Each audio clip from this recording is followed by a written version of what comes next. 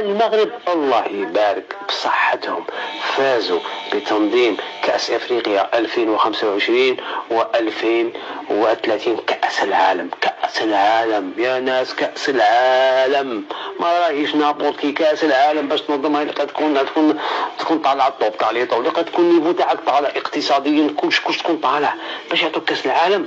ما تقوليش راح خطونا من هذيك الاسطوانه تاع الكاف مختطفه، الفيفا مختطفه، افلان مختطف. هذه الناس خدمت، الناس كوست، الناس عملت، الناس كانت تخدم. هذا فوزي القجع هذا عنده ما 10 سنين ولا 8 في الجامعه المغربيه، جاء في 2014 او 2015، جاء بكل عمل وكان له محيط كبير وكبير جدا وموحد وارضيه كما يقولوا كام هدوء، وكان عنده صلاحيات تاع رئيس بأتم معنى الكلمه.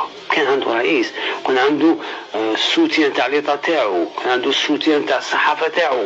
مالغري عنده معارضين، ولكن معارضين بنائين، وكانت له كل الصلاحيات.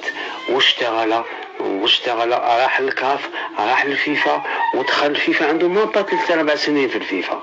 4 سنين في الفيفا جاب كاس العالم.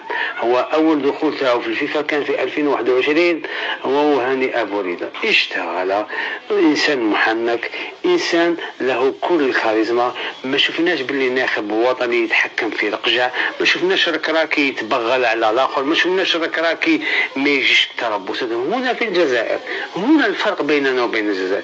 الناس راهي في كاس العالم، الناس طلعت النيفو، الناس راهي التنظيم تظاهرات حاجه عاديه، يديروا دورات كبيره. هما واحد يقول لك باللي الداو من عندنا، بصح الا الداو من عندك ولا مشكل، الداو من عندنا بلي حنا عندنا مركز سيدي موسى قبلهم، مركز المنتخبات الوطنيه عندنا قبلهم.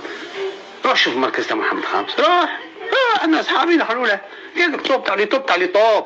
مركز محمد الخامس له حاجه عالميه. تناقروا مع كل الاخر تاع الانجليز تاع ريال مدريد. كان انا ناس راحوا داروا فيه دي سيمينار تاع لاكاف، قال لي واري ما نحكي لك. قال لي هذاك الفندق تاع المنتخب المغربي، قال لي 7 ماشي 5 7 نجوم. قال لي وخدمه ودخله كي دايره طاق خدمات.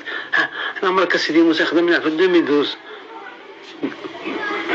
تروح تشوف مركز الموسى تاع 2012 تاع دروك، تلقاه تاع دروك تاع 2012 احسن من تاع دروك. احنا افونسوناريات،